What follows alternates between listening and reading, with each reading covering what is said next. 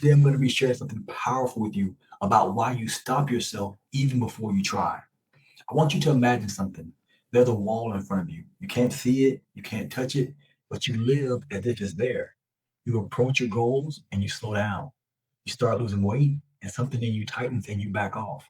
You get close to consistency, and suddenly you feel restless. You say things like, it won't last. I know myself. I always mess this up. But here's the question no one asks. What if you're not failing? What if you're being efficient? What if you're reacting to something that no longer exists? What if you're still living as if the glass is there? There's a well known psychological phenomenon called learned helplessness. When an organism repeatedly tries and fails to escape discomfort, eventually it stops trying. In the late 1960s, Martin Seligman ran an experiment that changed psychology. Dogs were placed in a harness and exposed to mild electric shocks. Some dogs could stop the shock by pressing a panel with their nose in front of them. Others couldn't. No matter what they did, the shock would continue. At first, they fought, they struggled, they barked, they tried to escape. Eventually, they laid down. Not because the pain stopped, because they learned their effort didn't matter. Later, those same dogs were placed in a box divided by a low barrier and the harness was removed. When the tone sounded, a shot would begin on one side of the floor, and all they had to do to escape was simply step over the barrier. The dogs who had control before, they immediately jumped over. The dogs who had learned helplessness made didn't even move. They just laid down and endured it. The barrier was low, escape was available, but in their nervous system, the barrier was still there. An invisible glass ceiling they believed they couldn't break through. The barrier was low, escape was available, and still they didn't move.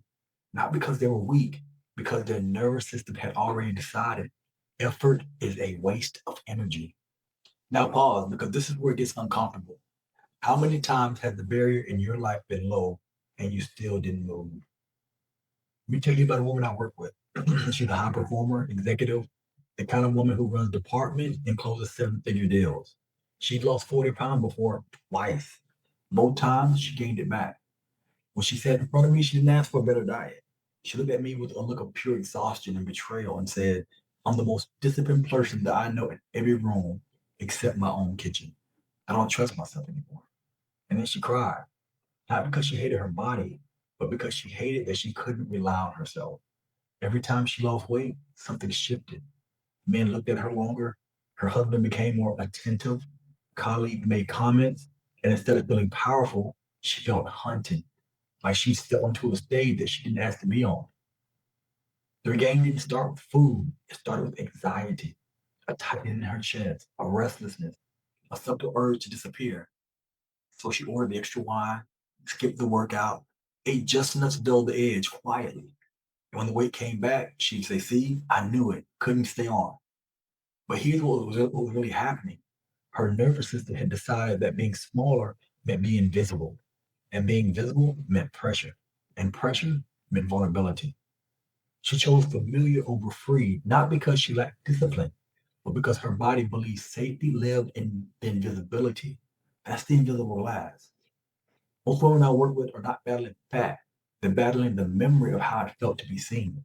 The nervous system remembers the pressure, the obsession, the hunger, the exhaustion, the maintenance.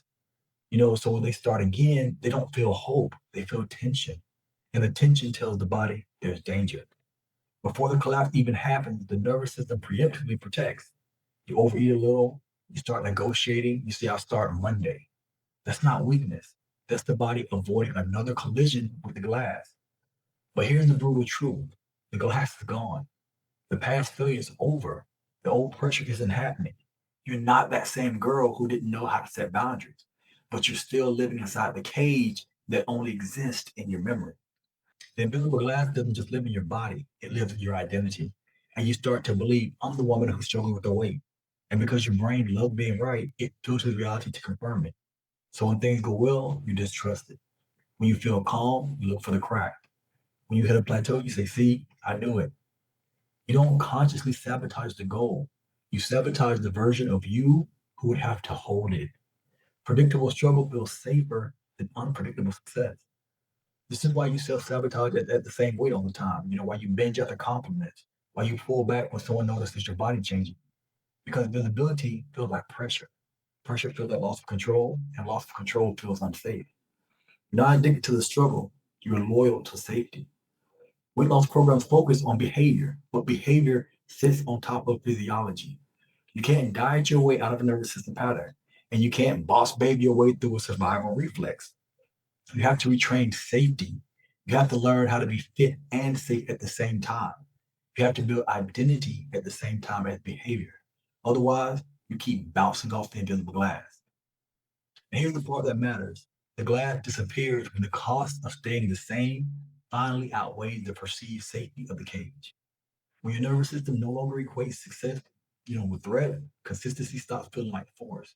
Food stops feeling like rebellion. You don't need more restriction, you need recalibration. You need to become someone whose body feels safe expanding into her full potential. This is not done with willpower. It's done with guided rewiring, with repetition, with regulation, with support. If this hits you, if something inside you feel exposed right now, that's good. That means you're not broken. You're patterned, and patterns can be rewritten, but not by white knuckling through another plan, not by starting over again. You don't need more effort. You need safety in your own body. If you're ready to stop hitting the invisible glass and actually step over the barrier, then apply to work with me. Not for another diet, but for dismantling the conditioning underneath it.